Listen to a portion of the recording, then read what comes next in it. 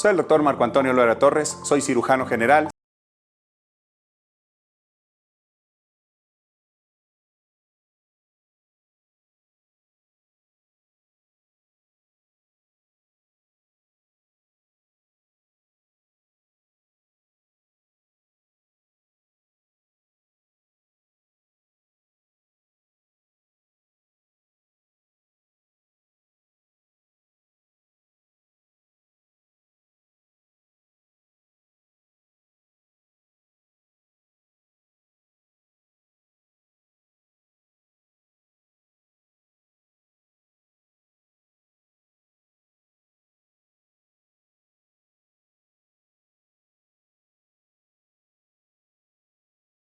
Ocupa el primer lugar de cirrosis hepática en el mundo y con ello la causa más importante de trasplante en el mundo.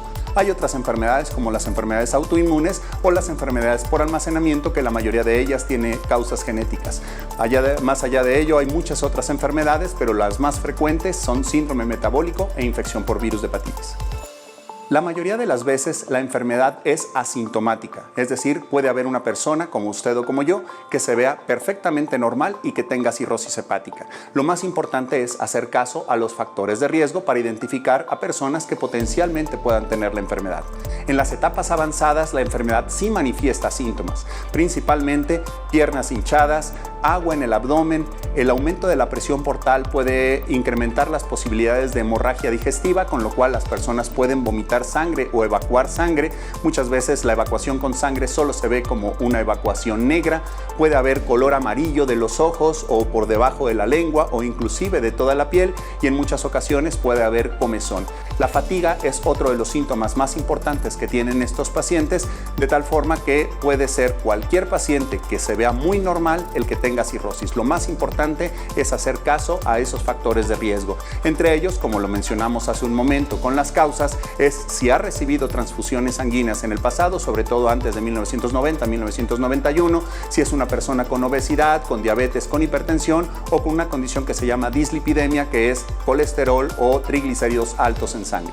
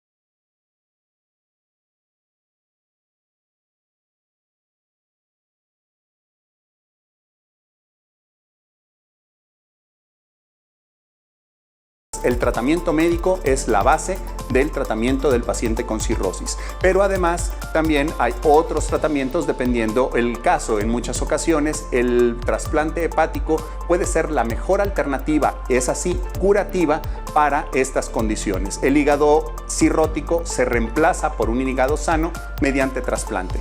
Es entonces el trasplante el único tratamiento curativo del paciente con cirrosis, pero la cirrosis en sí del hígado que ya estaba enfermo, esa no se curó. Ese hígado fue reemplazado por uno sano proveniente de otra persona.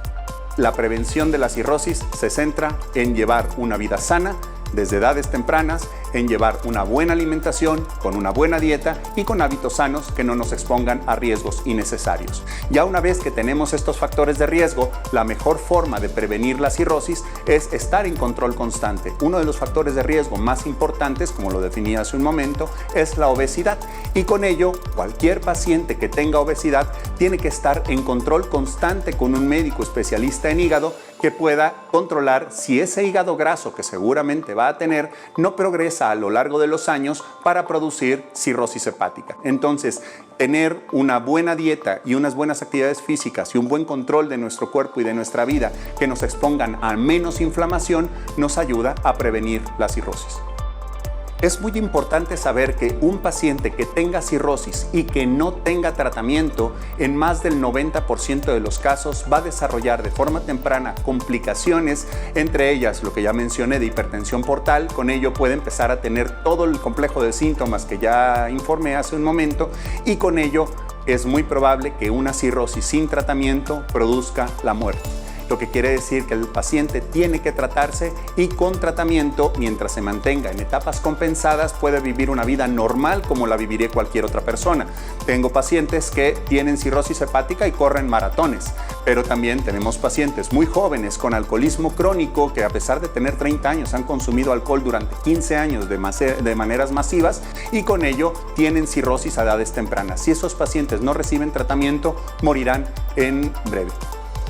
Las edades más frecuentes a las que se diagnostica cirrosis hepática son alrededor entre los 40 y los 60 años. Sin embargo, por factores genéticos y por factores de dieta, hemos tenido cada vez a edades más tempranas la cirrosis hepática. En muchas ocasiones por consumo de alcohol, en algunas otras ocasiones por trastornos genéticos que hacen que se metabolice mal el colesterol en los niños y se acumule más, de tal manera que tenemos niños con hígado graso, y sobre todo si a eso le incrementamos el riesgo de tomar refresco, de consumir hamburguesas o cualquier otro alimento que tenga un alto nivel calórico y un bajo valor biológico. Entonces empezamos a ser niños obesos desde edades muy tempranas, y con ello a edades más jóvenes, alrededor de 20-25 años, podemos tener ya pacientes con hígado graso. Eso es un factor de riesgo muy importante, porque quiere decir que no van a alcanzar a llegar a los 60 años. Posiblemente entre los 40 y los 50 ya tengan una cirrosis avanzada, y si no están en control es muy probable que se manifieste por primera vez ya con una de las complicaciones. Por eso es tan importante atender a la dieta y a los buenos hábitos,